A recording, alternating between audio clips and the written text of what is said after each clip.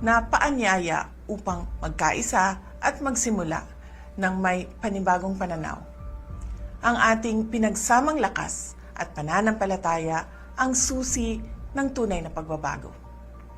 Sama-sama tayong magsikap at magdasal na ang 2026 ay maging taon ng pag-asa at pagpapala.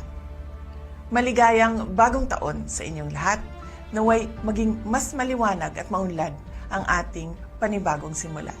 Mahalin natin ang Pilipinas. Para sa Diyos sa bayan at sa bawat pamilyang Pilipino. Syukran. Bumabati sa inyo ng isang makabuluhan, higtas, at puno ng pag-asang bagong taon. Bago tayo muling sumabak sa buong bigat ng 2026, kilalanin natin ang simpleng katotohanan na katawid tayo, nakatayo tayo, at handa tayong lumaban muli. Manatili tayong magkasama sa prinsipyo, sa katotohanan, at sa pag-asa hanggang sa dulo ng bagong taon at sa mga susunod pa.